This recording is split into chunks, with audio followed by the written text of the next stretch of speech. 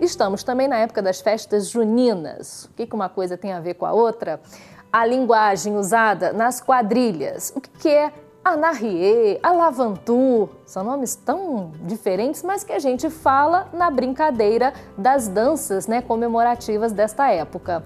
Então, a nossa repórter Marcela Stamato fez uma pesquisa bem interessante para mostrar para a gente o que tudo isso significa. Vamos conferir.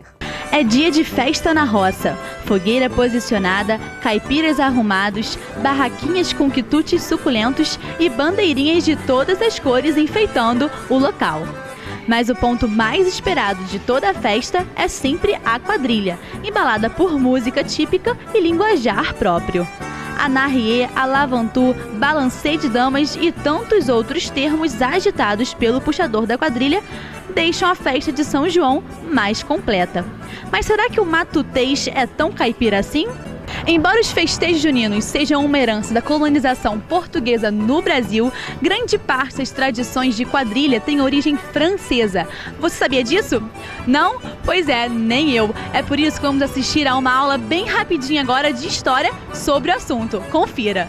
Rogélia, conta pra gente qual a origem histórica das quadrilhas. Marcela, as quadrilhas, a origem da dança do salão começou na Inglaterra.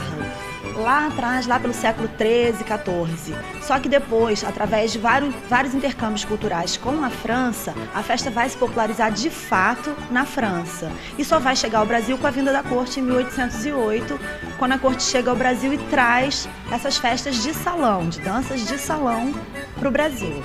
E a origem dos termos? Pois é, a festa vai acabar se popularizando no interior, né? Por ser uma festa de tradição católica, que vai exaltar, vai valorizar os santos católicos. No interior, eles vão fazer essa festa celebrando as colheitas, em homenagem a esses santos. E os termos eram franceses, que é uma dança de casais e tem um marcador, que vai ditando os passos que devem ser feitos. Só que no interior, esses termos acabaram ficando aportuguesados. Eles não reproduzem exatamente qual seria o comando, mas a origem é francesa. Na verdade, muitas pessoas pensam que a origem desses termos vem do Brasil, né?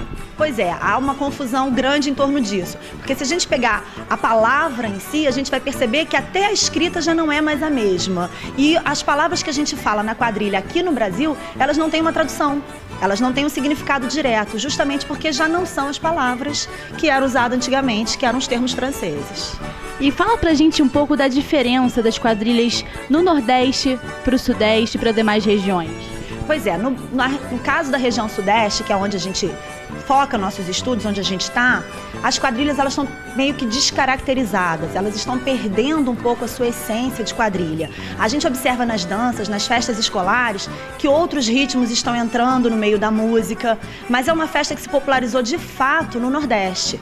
Como eu falei, por ser características do interior, da área rural, lá ela ganhou muito mais espaço. E as quadrilhas no Nordeste brasileiro, elas chegam a ter uma dimensão maior do que até o próprio carnaval. É uma festa muito mais importante para eles lá do que para a gente aqui. Somado a isso, a gente vai ter também uma miscigenação religiosa, né? Porque o princípio da festa era em homenagem aos santos católicos, Santo Antônio, São João, São Pedro. E como hoje a gente já tem um sincretismo religioso muito grande, essas características estão deixando de ficar tão presentes e estão introduzindo características mais contemporâneas, mais atuais. O que você acha do grau de importância que o povo brasileiro tem dado para esse tipo de momento, para esse tipo de festa? Você acha que é o mesmo grau que, por exemplo, a Páscoa ou demais comemorações?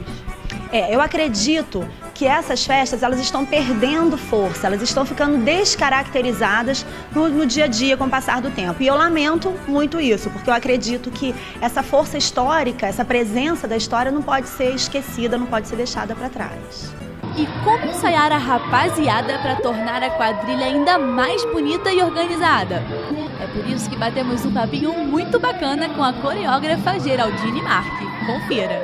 Geraldine, você poderia explicar pra gente em que determinado momento os movimentos que os alunos fazem são sincronizados com a sua fala de narradora?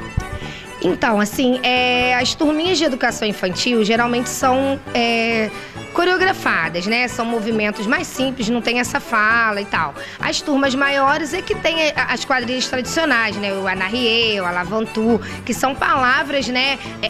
Que vem culturalmente, todo mundo que estudou, que passou pela escola, em qualquer quadrilha que você for dançar, são sempre as mesmas palavras, né? Os mesmos movimentos. As palavras aliadas aos movimentos.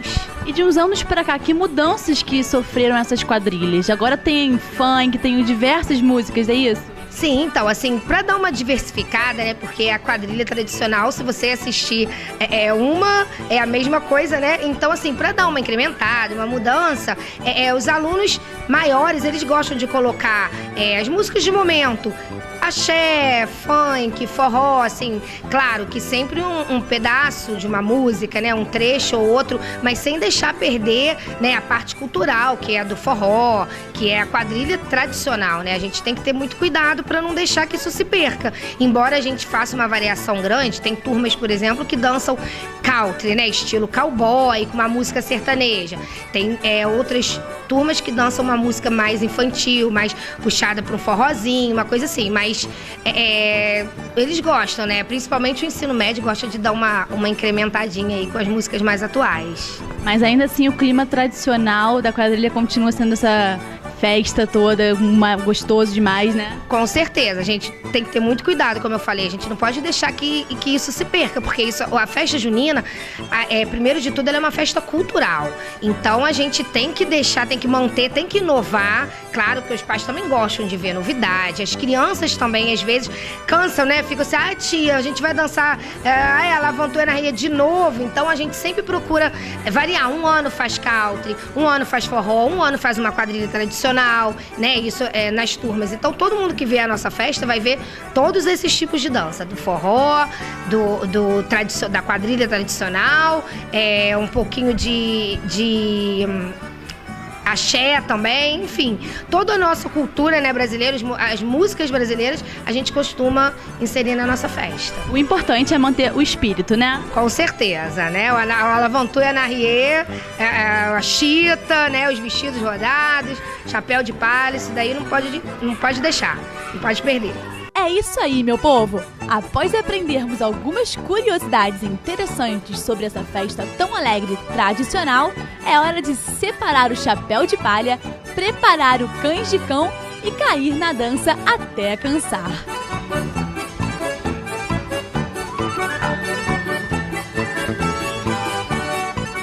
Adorei, viu, Marcela?